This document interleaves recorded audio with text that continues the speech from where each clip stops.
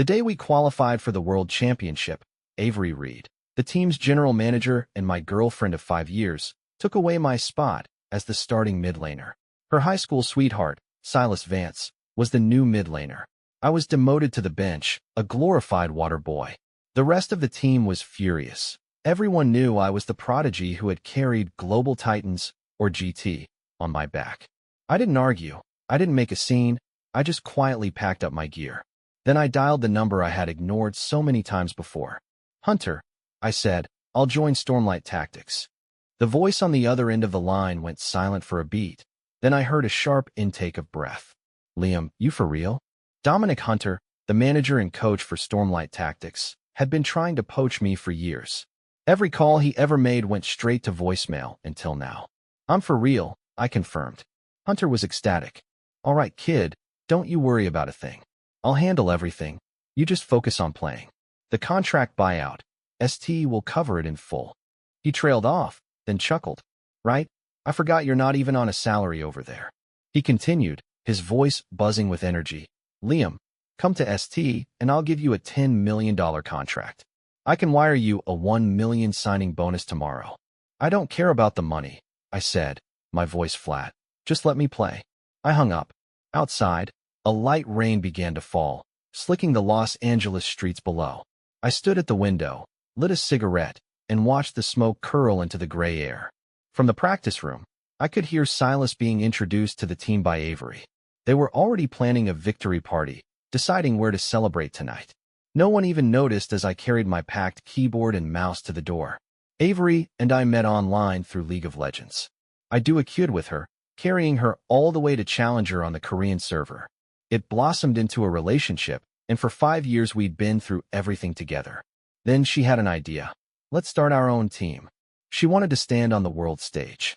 Because I was passionate about the game and even more passionate about her, I threw myself into it completely. I played the games, I courted the sponsors. We went from a local level team to the top of the LCS, and now we had a ticket to Worlds. We were the dark horse that had torn through the league.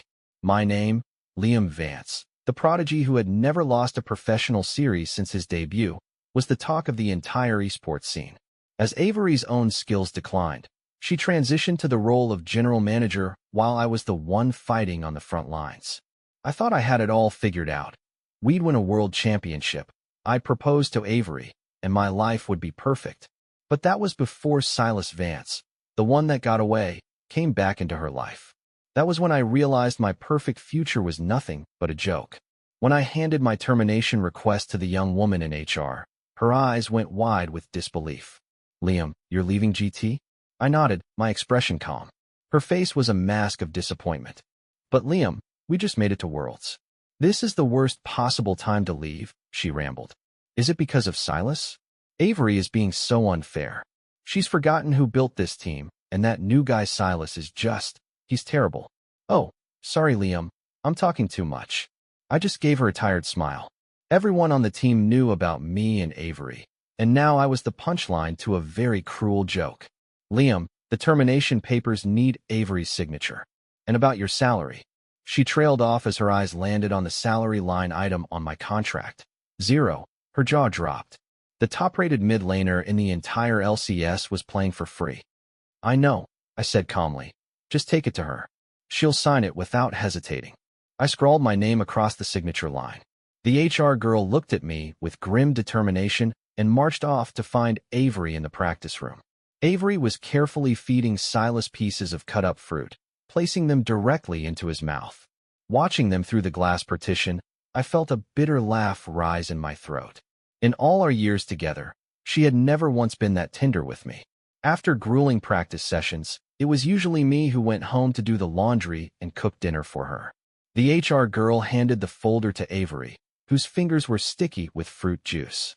"What now?" Avery snapped, annoyed. "Can't you see I'm getting Silas up to speed on team strategy?" The girl hesitated. "It's about Liam." Avery cut her off impatiently. "What about Liam? Is it another sponsor contract? Don't bother me with this small stuff. Use your head." Without even looking at the document, she signed her name with a flourish, completely missing the large bold words on the termination of contract. "By the way, where's Liam? Tell him to get in here, and start teaching Silas our team's playbook and strategies. My teammates exchanged uneasy glances. I think Liam stepped out a little while ago, one of them mumbled. Avery's voice rose in anger. Just because he's on the bench doesn't mean he can't play. Why is he sulking? And now he's ghosting us? Is he 3 years old? The HR girl sighed and left the room. She handed the signed papers back to me, her eyes full of pity. Liam, Avery is just awful. What does she even see in that jerk? She said. The team's entire strategy is built around you. What's the point of him being the starter if he can't even play your style? I feel so bad for you, Liam. I smiled, took the folder, and walked out of the team facility with my equipment, not looking back. If you're going to treat me like an idiot, then I'll just leave. Without Liam Vance. Let's see how far your team gets before it crashes and burns. That night, GT held a massive party at the Monarch Lounge to celebrate securing their ticket to the World Championship. In the entire LCS, only 2 teams had, GT and Saint. I was back in my apartment, sitting on the couch, chain-smoking cigarettes one after another. I felt strangely calm. My phone rang. It was Leo, our ADC. Liam, where are you? Get down to Monarch. Man, we're all waiting for you. His voice was loud over the music. Hurry up, GT wouldn't be here without you. We're gonna get wasted tonight. I hung up. I decided I should go, if only to say a final goodbye to my teammates. These were the guys I'd grinded with, a bunch of unpolished kids who fought their way from dingy internet cafes to the biggest stage in esports. We'd spent countless nights staring at screens until our eyes were bloodshot. They deserved this moment of glory. When I got to the Monarch Lounge, the party was in full swing. Everyone was there, raising glasses, laughing, and celebrating. In the middle of it all was Silas, his hair dyed platinum blonde, his features sharp and handsome. He was sitting right next to Avery, their shoulders almost touching. His face was flushed. He'd clearly had a lot to drink. A toast to making it to Worlds. Avery shouted, holding her glass high. Silas stood up, his eyes fixed on her. This is all thanks to you, Avery. You're the reason this team is where it is today. I owe this to you. Thank you for giving me this chance. Avery gently placed a finger on his lips. Don't say that. I'm the one who let you down all those years ago. How could I not grant you this one wish? Their eyes locked, and for a moment it felt like sparks were about to fly between them. Kiss. Kiss, someone in the crowd yelled, and the chant was quickly picked up by the others. Everyone was laughing and cheering. Only Leo and the HR girl sat in stony silence, their faces dark. With everyone watching, Avery leaned in and planted a quick, light kiss on Silas's cheek, leaving a faint lipstick mark. It was at that exact moment that I pushed the door open. The click of a latch cut through the noise. Everyone turned. When they saw me, the laughter died and the atmosphere froze. To everyone's surprise, I calmly pulled out a chair, sat down, and lit a cigarette. Don't mind me, I said. Carry on. Avery stared at me, her expression a mix of shock, then indignant anger, followed by a dawning wave of guilt and fear. Liam, she stammered. Silas and I are just friends. I nodded, feeling a strange sense of detachment. I genuinely didn't care anymore. Her assistant nudged her. Avery, maybe that was a little too much. Liam's here. They all knew about us, of course, but in their eyes, I was just a pro player while Avery was the high and mighty team manager. They never saw it as a relationship of equals. Silas, drunk and emboldened, shot me a provocative look. Liam, it was just a joke. You're not going to get bent out of shape about it, are you? I laughed humorlessly. Of course not. The mood's just right. Why don't you two just go get a room? My sarcastic tone shocked everyone. This wasn't the Liam they knew. The guy who had always been so devoted to Avery, he was practically a simp. Avery predictably got angry. What's with the attitude, Liam? It was a joke. Why are you being so sensitive? Silas and I broke up years ago. If something was going to happen, don't you think it would have by now? I gave him the starting spot for Worlds to make up for his lost years. You're still young. You'll have other chances. Can't you just let him have this one? Do you have to come here and make a scene? She finished with a sigh of disappointment. Liam, you're letting me down. Silas laughed along. Yeah, Liam, you're not that petty, right? Everyone stared, a weird expression on their faces as they watched Avery lecture me. Leo looked devastated. Maybe asking me to come tonight had been a terrible mistake. I watched them, a perfectly synchronized duo, and then I picked up a glass of tequila and threw its contents directly into Silas's face. He gasped, sputtering as the liquor stung his eyes. He collapsed back onto the couch, howling, "My eyes! My eyes!" Avery jumped up, shocked. "Liam, what the hell is wrong with you? Are you really this bent out of shape just because I took you off the starting roster? When did you become so small-minded?" I narrowed my eyes, refilled the glass, and spoke in a low, cold voice.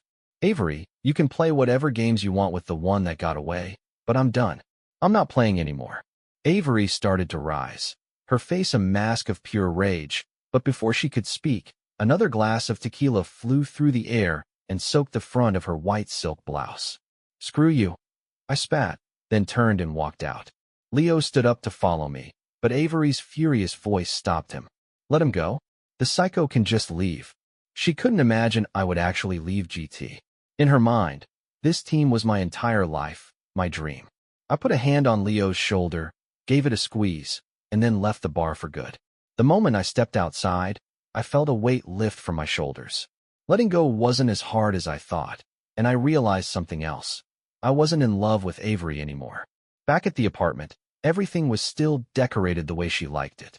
We had picked out every piece of furniture together, creating a cozy home. I booted up my PC and put on a VOD of a match from K-Strike, the top Korean team. It was a habit of mine to study replays from every major team in the world, breaking down their strategies. I don't know how much time had passed when I heard a key in the lock. Avery stumbled in, drunk, supported by Silas. When Silas saw me, he gave me a sheepish smile. "Hey Liam, Avery had a bit too much to drink. I was just making sure she got home safe." The moment I turned to look at him, he practically vanished out the door, probably afraid I'd throw something else at him. "Liam," Avery called out, her voice slurring. It was a familiar routine. She was used to my meticulous care whenever she came home drunk. There would be a glass of Gatorade and some aspirin waiting, fruit cut up on a plate, and a basin of warm water to soak her feet. Tonight, there was nothing. "Liam," she tried again, her voice uncertain. I kept my eyes on the screen. Kaiser, their star player, had picked a new champion today, Anivia. I hadn't seen that before. Avery kicked off her heels, walked over to me, and began unbuttoning her blouse. She wrapped her arms around my neck from behind, her voice apologetic. "Liam, I'm sorry. I was horrible today, but it's not what you think. Silas went abroad to help me raise money for the team," she whispered. "He had a terrible time, and it took him years to come back. Look, this is the $500,000 he raised." She pulled a bank card out of her purse, her eyes filled with pity for him. "Liam, Silas's only dream is to play at Worlds just once. I promised him he could. You're still young. You could go again next year." I wanted to tell her I was already 22. How many years does a pro gamer have at their peak? But it didn't matter what I said. It wouldn't make a difference. When I didn't respond, she tightened her grip, pulling on my shirt, tried to kiss me. "Liam, has it been too long? Let me make it up to you tonight, okay?" She was rambling, her words slurring together. My calm demeanor was clearly unnerving her. Usually by this point, after she'd showered, I would have been all over her. She tore at her own clothes until she was completely naked, clinging to me like a leech. I pried her fingers off me one by one. My voice was dangerously low. "Avery, don't disgust me. Do you think I'm some stray dog? Then I'll eat whatever filth you feed me." My quiet words hit her like a thunderclap. She froze, her body starting to tremble. "Liam, it's not what you think. Nothing happened between Silas and me. I swear. You have to believe me. I was just trying to thank him." Her tears started to fall, fat drops hitting the floor. "Liam, Worlds is just around the corner. Can you please stop acting like this? GT is everything we've built together. You don't want to see it fail, do you?" My face hardened into a grim mask. "Are you saying you want me, the substitute, to teach Silas how to play the game?" Avery froze, realizing she had gone too far. She shook her head, her face pale. "Liam, that's not what I meant. It's just, you created our strategies. He's new. He'll need your guidance." I let out a cold laugh, grabbed my laptop, and went into the spare bedroom. In the past, whenever she was mad, I was the one who would bend over backwards to apologize, to make things right before collapsing, exhausted, into the bed in this very room. It was laughable what I'd been doing. In the prime of my career, the years I should have been cementing my legacy, I had wasted so much time on a woman who didn't deserve it. Maybe my grandmother was right. What was so bad about staying in New York and taking over the family business? Instead, I ran across the country for a woman only to end up with nothing but scars. That night, for the first time in a long time, Avery didn't bother me. I slept soundly. The next morning, Avery was gone. A message popped up in the team's group chat on iMessage. Apparently Silas had tripped in the practice room and broken Leo's custom-built PC. No wonder she'd left in such a hurry. I cleared my chat history and left the group. ST was sending a car to pick me up in the afternoon. It was time to go. I pushed open the master bedroom door, and my eyes fell on the framed photo on the nightstand. In it, she was leaning on my shoulder, smiling so sweetly. The closet was filled with gifts I had given her. A hand-braided red cord bracelet, a carved hairpin, all because she once mentioned she liked handmade things. I had found an old craftsman in an arts district downtown and spent 2 months learning from him after practice every day. There were also bracelets and necklaces I'd bought on a whim while we were out shopping. I had never skimped on material things for her. At the very bottom of a drawer sat a velvet box that hadn't been opened in a long time. It held a diamond ring. I had planned to propose to her the day we qualified for Worlds. Now, it seemed that wouldn't be necessary. I tossed the ring into the trash can. I threw the photo in after it, along with the handmade gifts and everything else that reminded me of her. It filled 5 or 6 large trash bags. When I looked at my own luggage, I realized it was just half a suitcase of clothes and nothing else. Better this way, made leaving easier. I shook my head, wondering how I had put up with it all for so long. My League of Legends account was still logged in on the PC. The couple's name I shared with Avery was a glaring eyesore. I changed my username to 0001, closed the laptop, and moved my suitcase to the living room. The car from ST would be here in about 2 hours. Just as I sat down, my phone rang. It was Avery. I answered. Her voice was sharp with anger. Liam, I thought I told you to come in and help Silas train today. In the past, if I was upset, a night's sleep was all it took for me to get over it. She thought it would be the same this time, that I would forget all her transgressions and come crawling back. Not available, I said flatly. There was a pause on her end, then her voice grew louder. Liam, you're still the mid laner for Global Titans. If you're absent without reason, I can fine you. She thought she could pull rank on me, use her manager title to get me to obey. Too bad I didn't care anymore. Avery, do I even have a salary? That shut her up. She'd never paid me a dime. In her mind, the team was as much mine as it was hers, so why would I need a salary? But I could hear chaos in the background. It sounded like the team was arguing. Silas was only a grandmaster in solo queue. If he had gone through the normal trainee tryouts, he wouldn't have even made it past the first interview. I listened to the sounds of my old teammates arguing with Silas and couldn't help but smile. Avery tried a new tactic. Liam, like it or not, you're teammates now. Put everything else aside for the team. I need you to come guide Silas's training. If you're not in the practice room by 3 p.m., I'm revoking your eligibility to play at Worlds. She hung up angrily. Almost immediately, my phone buzzed with messages from my teammates. Liam, this guy is so bad. He can't even play Syndra, the most meta champ right now. I'm losing my mind. Zeke? Liam, when are you coming back? This kid's map awareness is non-existent.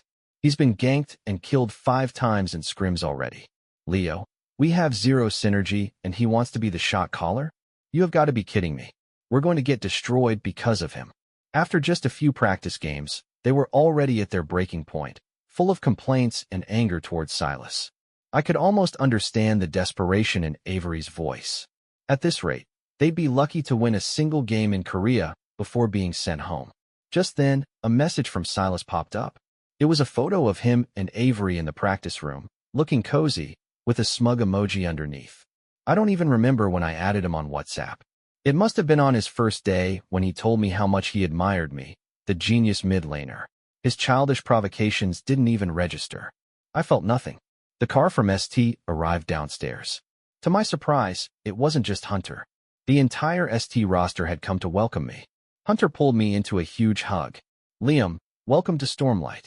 The players came up one by one to shake my hand and hug me, including Milo, the mid laner I was replacing. I expected some hostility from him, but instead he wrapped me in a warm embrace. Liam, man, I've been a fan of yours since you went pro, he said earnestly. Your Yasuo is the reason I started playing this game seriously. He paused, a wry smile on his face. Look, man, I know my limits. Getting to Worlds was the best I could do. I was the one who asked Dominic to call you. I don't want to hold these guys back from winning at all. If I can get a championship skin as a sub, I'll be honored. His eyes were shining with sincerity. This kid, the youngest on the team, had more maturity and heart than anyone I knew.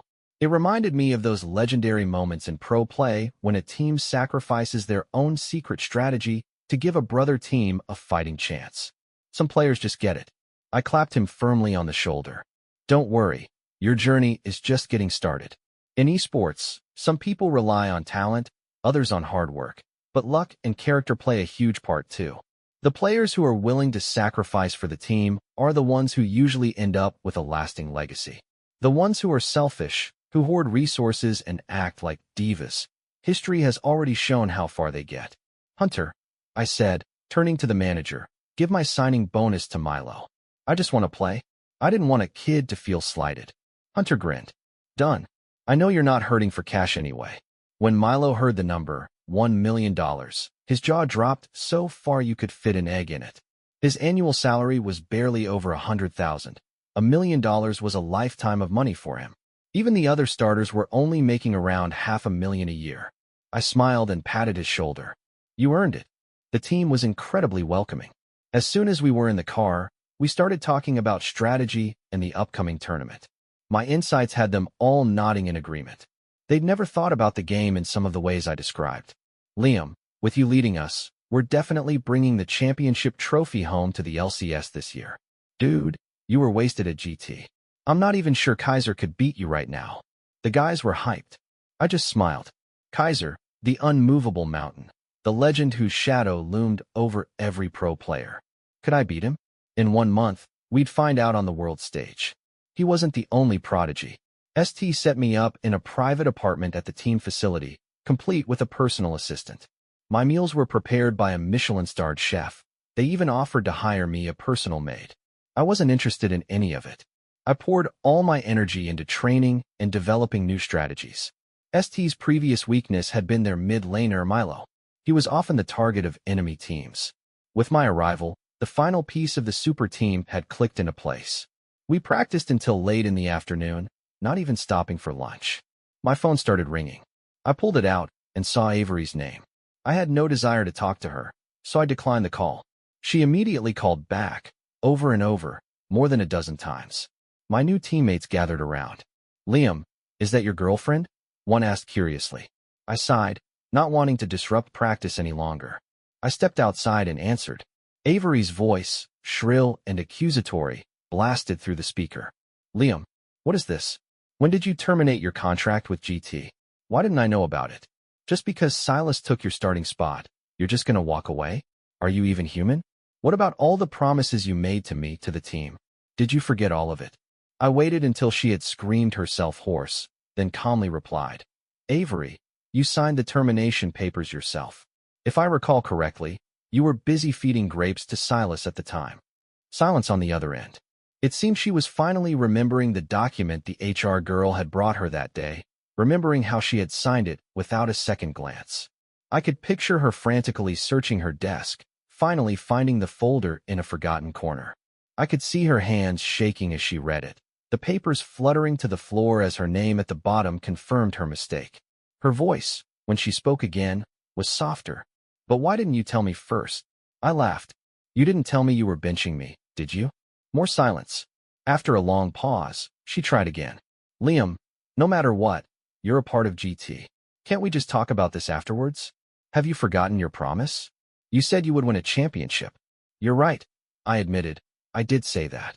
Her voice became urgent, pleading. Then when are you coming back? We can't develop strategies or even scrim properly without you. I let out a cold laugh. I never said I had to win it with GT. She was stunned. What do you mean? What do I mean? It means I'm sick of watching you and that pathetic excuse for a player act out your high school romance every single day. I'm not into being humiliated, Avery. So forget you, and forget him. We're done, you piece of trash. Avery was so shocked by the stream of vitriol, the kind you'd only hear in a toxic solo queue game, she was rendered speechless. I hung up and immediately blocked her number and all her social media accounts. Hunter appeared and clapped a hand on my shoulder. "You okay, kid?" I shook my head, a bitter smile on my face. I had seriously underestimated how shameless Avery could be. She actually wanted me to come back and coach Silas. Did she really think I was that much of a pushover? All of GT's strategies were built around my massive champion pool. With Silas starting, they'd have to scrap everything and start over, and with his skill level, I could only imagine the disaster unfolding in their practice room. I felt bad for my old teammates. I hoped they could find a better team next year. Hunter called me into his office to talk strategy for our upcoming matches against the Korean teams. His coaching ability was without a doubt world-class. As we were talking, his phone rang. It was Avery. She was persistent, I'll give her that. She tracked down Hunter's number already. "Want me to take this?" Hunter asked, looking at me. As a top-tier organization, ST wasn't afraid of a team like GT. "Yeah, answer it," I said. "Put it on speaker. Let's end this for good." Hunter nodded and hit the speakerphone button. Avery's voice was cold and professional. "Coach Hunter, Liam Vance is a GT player. Contacting him outside of the official transfer window is a violation of league rules. I don't want to make this ugly. Have Liam return to GT, and I'll pretend this never happened. Otherwise, I will be filing a formal complaint with the league office." Hunter just laughed. "Go ahead." Avery was taken aback by his bluntness. "Hunter, don't think you can bully smaller teams just because ST has money and influence. The league has rules. So what if I am?" Hunter retorted, his voice turning icy. "What are you going to do about it, Avery? GT never paid Liam a single dollar in salary. You're the one who violated the contract first. If you know what's good for you, you'll keep your mouth shut. Otherwise, let's see how the LCS fanbase reacts when they find out. And another thing," he continued, his voice dropping lower. "Did you really think Liam was just some poor kid with a dream? Where do you think he got the money to start your team in the first place? Where do you think the millions of dollars to start GT came from in the first place? Let me give you a hint. His last name is Scott, and in New York, there's a very powerful, very wealthy family that also happens to be named Scott." The line went dead silent. A moment later, I heard Avery's trembling voice. "What did you say?" The call disconnected with a series of beeps. I sighed. "Dominic, you shouldn't have told her." He sneered. "I've seen plenty of entitled women like her. I have no idea what you ever saw in her. There are dozens of debutantes from New York's elite families who are 1,000 times better. Besides," he added, "your grandmother has been looking for you." At the mention of my grandmother, I practically fled his office. The whole reason I left New York was because she was trying to arrange a marriage for me. Back then, I was full of youthful rebellion, believing I was the master of my own destiny. I headed west, fell in love with League of Legends, and fell in love with Avery. Thinking back on it now, I wondered what that girl from the Lin family was like. She must be all grown up by now. 2 days passed. I had just woken up and was heading to the practice room when I got a message from Silas. It was a picture of him and Avery in bed together. She was asleep and he was smirking at the camera. There was no text, just a photo. I felt nothing. Since I had decided to stop loving her, who she slept with was no longer my business. If I wanted to be petty, I could argue I still came out on top. I had been with his precious Avery for years. I had no idea what he was so proud of. If they ever got married, I could always send them a highlight reel of my own. What had surprised me was Avery showing up at the ST facility 2 hours later. Her face was a mess of guilt, panic, and fear. She had clearly found out that Silas had sent me the photo. "Liam," she began, her voice pleading in a way I'd never heard before. I opened the gate and looked at her in silence. My eyes held nothing but disgust. She broke the silence first. "I drank too much that night. Silas was taking me home, but somehow I ended up at his place. But Liam, I swear nothing happened between us. Liam, I was wrong. I'm so sorry. Please forgive me. I don't care about the World Championship anymore. I'll go home with you. We can go back to our apartment, just the two of us." "I know you were going to propose," she continued, her voice breaking. "I saw the ring. Liam, please just ask me. I'll say yes. I'll say yes to anything." She was begging now, a complete departure from her usual arrogance. She actually dropped to one knee on the pavement, holding up the diamond ring I had thrown in the trash. Tears streamed down her face. I took a deep breath. My heart was a placid lake. I took the ring from her hand and, without a word, tossed it into a nearby storm drain. It bounced once on the grate with a metallic clink, then disappeared into the darkness below. Our past relationship deserved to be buried in the sewer. Avery screamed and lunged for the drain, her hands scrabbling at the grate. The ring. The ring. Why did you throw it away? Stop looking, Avery, I said calmly. We broke up. You were the one who couldn't forget your old flame. I set you free. You should be happy.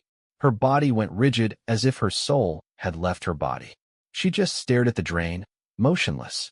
Security, I called the young guard at the gate. Don't let just anyone in here from now on. I turned and walked away. Behind me, I could hear Avery's voice, muffled as she pounded on the gate, but all she got in return was the sight of my back as I walked away. After that, Avery would sometimes show up at the gate begging to see me or try to leave homemade dinners. A security guard always turned her away. This continued until we got our visas and passports sorted and flew to Seoul for the World Championship. We ran into her at the airport. She saw me and screamed my name, rushing towards me, but she was too late. Our flight was boarding half an hour before hers. When we arrived in Seoul, Dominic went all out, booking an entire floor of a luxury hotel for us and hiring a private chef who specialized in American food. GT, on the other hand, was stuck in the standard accommodations provided by the tournament organizers. It was for the best. I wanted to avoid any more encounters with Avery. It was exhausting. When we were together, she was obsessed with Silas. Now that we were broken up, she wouldn't leave me alone. What was wrong with her? Soon, the tournament bracket was announced. The first stage was a double elimination group stage. GT had drawn the top-seeded North American team on the very first day. The match had a lot of hype. Avery had clearly paid for some promotion because social media was buzzing about it before the games even started. As the first LCS team to play, expectations were high. This was supposed to be our year, the year the LCS finally won. But when the GT players appeared on camera, Twitch chat and Twitter exploded. WTF? GT has a new mid laner? Who the hell is that? Is GT insane? You don't bench your star player right before Worlds. Where's Liam? It's over. Next year will be our year. Damn this organization, bunch of idiots. The game hadn't even started, and the North American fans were already in full meltdown mode. Everyone was demanding to know what had happened to the prodigy, Liam Scott. Was this another case of corporate meddling? Even the commentators were confused. Switching players at the last minute is a huge gamble, one of them said. Is GT hiding some kind of secret weapon? GT tried to run the same strategies we had developed when I was playing, a style that revolved around the mid laner, quickly clearing waves and roaming to support the side lanes. It was painfully obvious they hadn't developed anything new. I almost had a laugh. The strategy required a dominant mid laner to function. The game had barely started and Silas had already been solo killed twice by the North American mid laner. The result was predictable.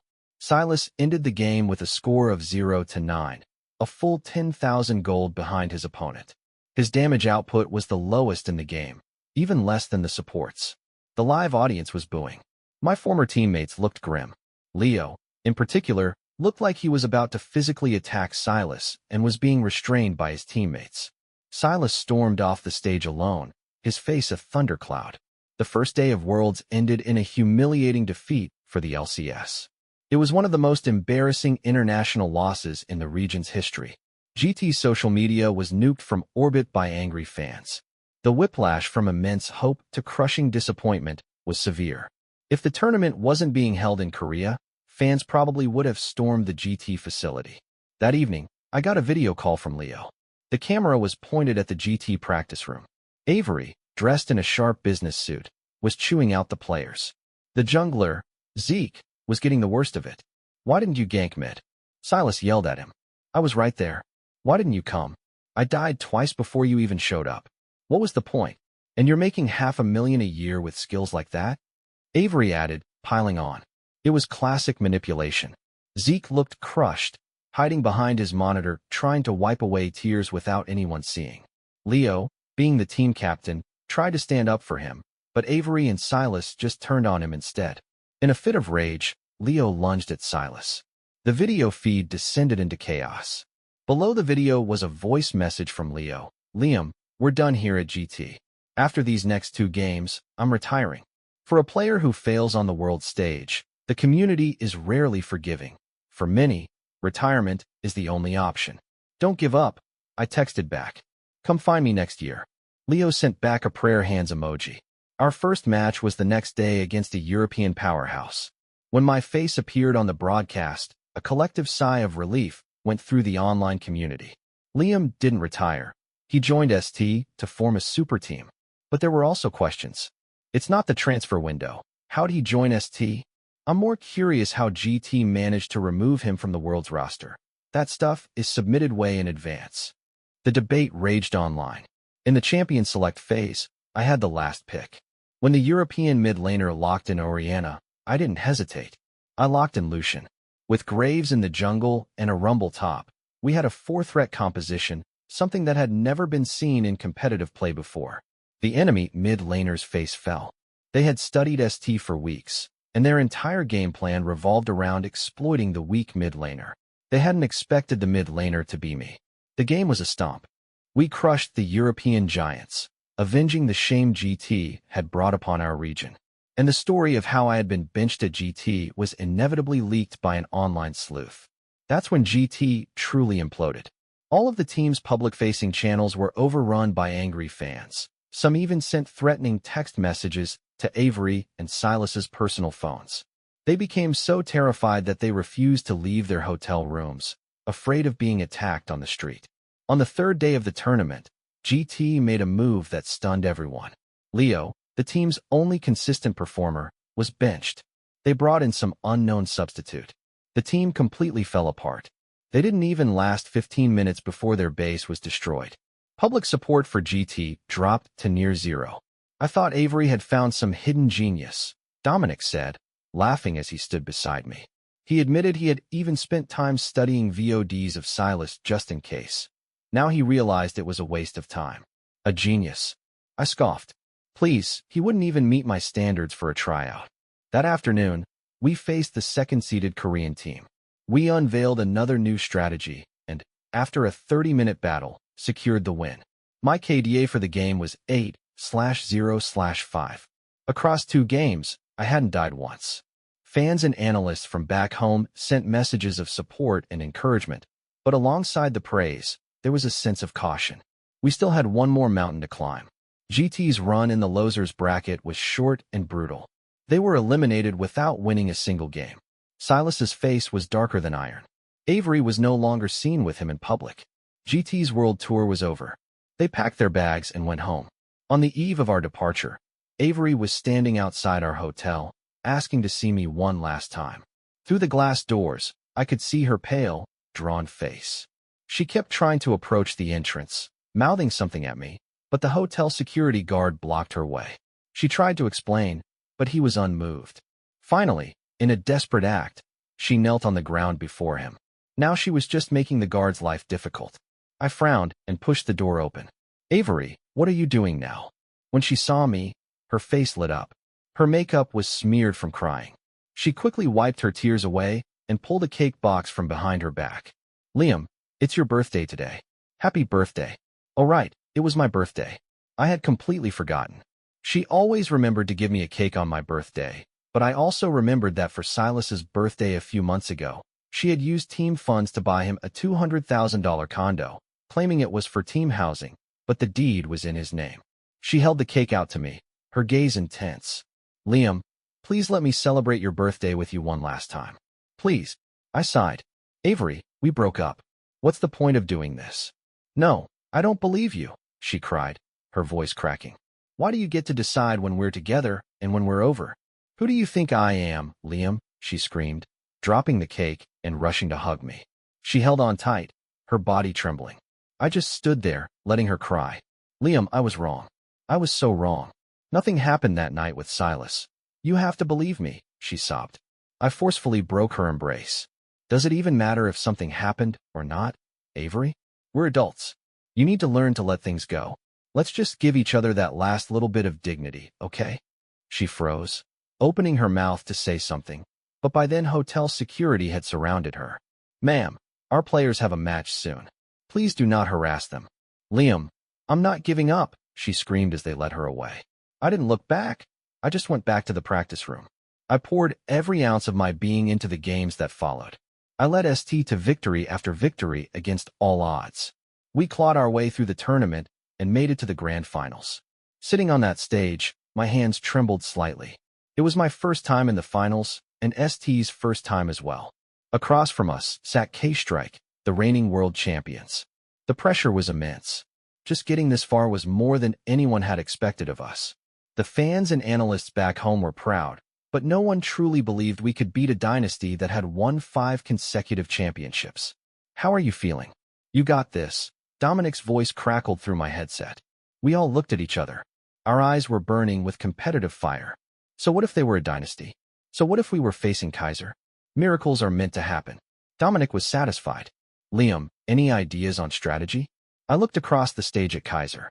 Ben all his mid laners, I said. Dominic was taken aback. You want to challenge Kaiser on the size of his champion pool? I smirked. It's not a pool, it's an ocean. And I'm pretty sure they're going to do the same to me. Dominic thought for a moment, recalling how I had played a different champion in every single game of the tournament. He nodded. All right, I trust you. In the pick ban phase, we banned 5 mid-lane champions. To everyone's surprise, K-Strike did the exact same thing. The broadcast commentators and online chats went wild, speculating on what we would pick. When Kaiser locked in Galio, I wasn't surprised. I immediately countered with Fiora mid. After a grueling 40-minute game, we brought the Giants to their knees. In the next game, both teams once again banned 10 mid laners. Feeling the pressure, Kaiser picked Lulu, a supportive champion. My mouse hovered, then clicked on Tristana. With the unwavering trust of my teammates, we won the second game easily. The score was 2-0. We were 1 win away from the title. For the third game, K-Strike pulled out their secret weapon, Karthus mid, a champion that had never been played in that role in a professional game. Liam, what's your pick? Dominic asked. I thought for a moment, then my cursor landed on the champion that had made Kaiser a legend, LeBlanc, the Deceiver. No one knew that she was my secret weapon too. On a Smuff account ranked 3rd on the Korean server, I played only one champion, LeBlanc. 800 games, 0 losses. Dominic let out a long breath. He knew the game was a bloodbath. We steamrolled K-Strike 12-3. My final score was 7/0/4. I didn't get the perfect KDA out of respect for the legend I had just dethroned. Kaiser's hands were shaking as the final Nexus exploded. The commentators were crying. The news of ST's victory swept across the globe like a hurricane. Overnight, I had become a legend. Back at the hotel, we were packing our things to head home. The mood was electric. The guys were celebrating, reliving the final moments of the game. Only Dominic was quiet, looking at me with a calm expression. Now that you've won, you won't be playing anymore, will you? I smiled. Probably not. I've done what I set out to do. That's fair, he said. The Scott family has more money than they know what to do with. But this championship, it's going to do amazing things for the gaming scene back home. He stuck out his hand. Liam, thank you. I shook it, smiling. No more words were needed. The day we flew back, a light rain was falling and a thin fog clung to the airport, obscuring the view. Liam, look over there, one of my teammates said, pointing towards the arrivals gate. There was a giant heart made of red roses, and in the middle of it stood a woman in a wedding dress, holding a bouquet, anxiously scanning the crowd. Looks like a proposal, my teammate said wistfully. Wonder who the lucky guy is. But as I looked closer, my brow furrowed. I recognized that figure. Liam, I told you I wouldn't give up. Avery, in a full wedding gown, saw me and ran over, bouquet in hand.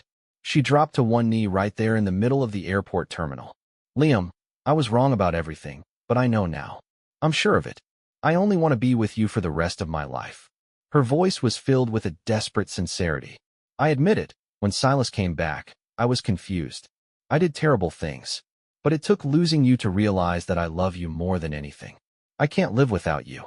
Liam, will you marry me? She held up a custom-made diamond ring, waiting for me to take it and put it on her finger. A large crowd had gathered, phones out, recording. Marry her. What are you waiting for? She's proposing to you. Wait a second. That's Liam Scott, the world champion. Holy shit, this is incredible. A world championship and a proposal on the same day. What a life. Liam, man, say yes. She's putting it all on the line for you. I just smiled. If they knew the whole story, I wonder if they'd still be cheering. Every firm departure is preceded by 1,000 disappointments. The moment I decided to leave GT, there was no turning back. I walked right past her, not even glancing at her hopeful face. Everyone was stunned into silence. No one expected me to just leave without a word, as if she were a complete stranger. Avery was frozen, her hand still outstretched. A look of pure panic crossed her face, and she scrambled to her feet to chase after me, all the way to the curb outside. "Liam," she screamed. The heel of her shoe snapped, and she pitched forward, sprawling onto the wet pavement. Her hands were scraped and bleeding, and tears cut clean paths through the grime on her face. "Liam, can't you even look at me?" I sighed, but I didn't turn around. Life is full of choices, and each one leads to a different outcome. She chose Silas. What was the point of this pathetic display now? Like she said herself, it wasn't about love. It was about not being able to stand the fact that she'd lost. "Liam, how can you be so cold and heartless?" "Silas." He appeared at her side, glaring at me. He helped Avery to her feet and tried to wipe the dirt from her face, but she shoved him away. "Get away from me," she shrieked at him. "It's all your fault. You're the reason Liam left me. You ruined everything." She pushed him so hard he stumbled and fell. Silas got up, his face dark with anger. "Stop lying to yourself, Avery. You don't love him. If you did, why were you with me? When you were in my bed, did you spare a single thought for Liam Scott? The person you love is me." Avery completely lost it. She slapped him hard across the face. "This is between me and Liam. It has nothing to do with you. You said you would leave afterwards. You're a liar." Silas's face was contorted with rage. He grabbed her chin, forcing her to look at him. "Avery, what's so great about him? Even if he won a world championship, he's still just a poor gamer geek. He can't support you. He's not good enough for you. He doesn't even own a car. How is he better than me?" He threw a set of Porsche keys onto the ground. "Do you see this, Avery? Only money can make you happy. Only I can make you happy." I noticed for the first time that a red Porsche was parked at the curb. I shook my head and was about to hail a cab when a clear, cold voice cut through the air. "I'd like to see who dares to bully my grandson." A fleet of silver Rolls-Royces pulled up, blocking the entire street. My grandmother stepped out of the lead car, her eyes fixed on me. Following her was a beautiful young woman in a chic lavender dress. A half step behind them were more than a dozen bodyguards. I couldn't help but rub my forehead. "Oh crap, Grandma's here," and she brought Chloe. Taking a deep breath, I forced a smile and walked over. "Grandma." Her face was etched with worry. She pulled me into a gentle hug. "My dear boy, you've gotten so thin. You've suffered so much these past few years." My eyes stung. I shook my head. "No, I haven't. Look, I'm a world champion now. You should be happy." "Of course I'm happy," she said, her hand stroking my cheek. "You're home now. That's all that matters. Just don't run away like a rebellious teenager again." She was beaming. My grandmother was always the one who cared about me most. She never pushed me to study or succeed. She just wanted me to be happy. Then her gaze shifted to Avery and Silas. The two of them stared at the fleet of luxury cars and imposing bodyguards, their faces paling with panic and dread. My grandmother walked past me, her bodyguards fanning out behind her. Her powerful presence made Avery and Silas shrink back.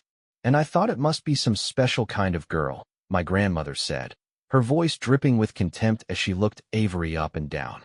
"Turns out it's just this shameless piece of trash. You think you're worthy of marrying into the Scott family." She leaned in close to Avery, her voice a low hiss. "A thing like you isn't even good enough for one of our bodyguards." Avery's face turned ashen. She looked down, her voice barely a whisper. I didn't know who Liam really was." "And what if you had known?" my grandmother shot back. "Do you think I'm a blind old fool?" Avery opened her mouth to speak, but no words came out. She finally understood the chasm that separated our worlds. It was a gap so vast it was unimaginable. "And you," my grandmother said, turning her icy gaze on Silas. "You, the Vance boy, your father's meager influence in New York. He wouldn't even be allowed through the front gate of our estate." Silas clearly recognized who my grandmother was. He was so terrified he couldn't even breathe. "Throw this boy in the river," my grandmother commanded with a wave of her hand. "Tell his father to come and collect the body." Two bodyguards immediately moved forward. Silas screamed, dropping to his knees. "Ma'am, I'm sorry. I was wrong, he begged, turning to me. Liam, I'll never do it again. Please forgive me. I was wrong. A bodyguard clamped a hand over his mouth. Drag him away. Avery was as white as a sheet.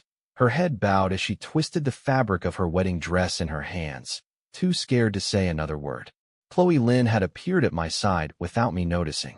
She pinched the soft flesh at my waist and twisted it a full 360 degrees. Look at you, she hissed. If you're gonna fall for someone else, at least pick someone with some class. You're embarrassing my reputation as your ex-fiancée. I yelped in pain. Chloe, let go, let go. I'm not running away again. You promise? I promise, just let go. Chloe's eyes twinkled mischievously before she finally released me. It wouldn't matter if you ran, she said with a smirk. Grandma already gave her approval. Now be a good boy and come back to the palace with me. 2 months later, I was back in New York. I had given all my prize money and bonuses to Dominic, telling him to divide it among the team. I also sent them all invitations. It turns out time is the only true test of who really loves you. In the 5 years I was gone, Chloe had been tirelessly managing the combined assets of the Scott and Lynn families. She had also been the one taking care of my mother, who had been bedridden for the last 3 years. She never once complained. Our engagement felt natural, inevitable. The wedding day arrived. Before dawn, the entire Scott estate was already buzzing with activity. My grandmother and father drilled me on the intricate details of the wedding ceremony etiquette. The Lynns were also one of the city's founding families, so we couldn't afford any missteps. The streets of our neighborhood had been swept clean. The wedding of a Scott heir and a Lynn heiress was the event of the season in New York. The entire route was decorated with festive banners. Sir, your tuxedo fits you perfectly. I heard the Lynn family's dowry includes $100 million in cash. Congratulations, sir. A match made in heaven. Listening to the chatter of the staff, I couldn't help but smile. Surrounded by friends and family, our motorcade arrived at the Lynn family mansion. The groom is here. Open the gates, someone from the Lynn family shouted excitedly. The grand doors swung open and Chloe appeared, radiant in a stunning red wedding gown. My heart skipped a beat, and I rushed forward to help her. A slender, delicate hand reached out to me. Liam, a soft voice called. I paused, then my eyes softened. Chloe. I swept her up into my arms and carried her towards the wedding car. She wrapped her arms around my neck, her breathing as quick as mine. As I was about to help her into the car, a commotion from behind us made me stop. I looked up. Chloe was still standing with me, not yet in the car. The atmosphere shifted, the crowd went quiet. Avery had somehow appeared behind the car. Liam, she called out. I felt Chloe flinch beside me. I quickly took her hand, giving it a reassuring squeeze. Avery wouldn't give up. Liam, you told me you would only ever marry me. I broke up with Silas, she said, her voice growing louder, more desperate. He's gone. He won't be a problem for us anymore. Come with me. I'll make it all up to you, I promise. She was practically shouting, her voice thick with pathetic pleading. If the bodyguards weren't holding her back, she would have already rushed me. I was shaking with anger. She was doing this on purpose, making a scene in front of the Lynn's home to humiliate me. I looked at Chloe apologetically. She said nothing, simply turning and getting into the wedding car. She was leaving it for me to handle. She shouldn't have to, but she acted as if it didn't bother her at all. I walked straight towards the disheveled, pathetic figure of Avery. Seeing me approach, her eyes lit up with a flicker of hope. She thought I was coming back to her. She held up the faded red cord bracelet and the old hairpin I had made her, as if they were symbols of our unbreakable bond. Avery, I said, my voice cold as ice. You embezzled funds from the team to buy Silas a condo and a car. You bought him expensive gifts every year for his birthday. Did you really think I didn't know? She flinched, a guilty expression shattering her mask of heartbroken devotion. I laughed. Avery, you are truly disgusting. She stared at me, her face a canvas of despair and indignation before slumping to the ground, defeated. Maybe Chloe was right. My judgment really was terrible. How could I have ever gotten involved with a woman like this? Leaving Avery to her despair, I returned to the car and took Chloe's hand. Would you like me to rewrite any specific scenes from the story, or perhaps continue with an epilogue about Liam and Chloe's new life? In mine, I'm sorry you had to see that. Chloe suddenly let out a silly giggle. Oh, you're sorry now, are you? I'm going to need you to make it up to me. A shiver went down my spine. What? What kind of compensation did you have in mind? Tonight, she whispered, leaning in close. You're wearing the butler outfit.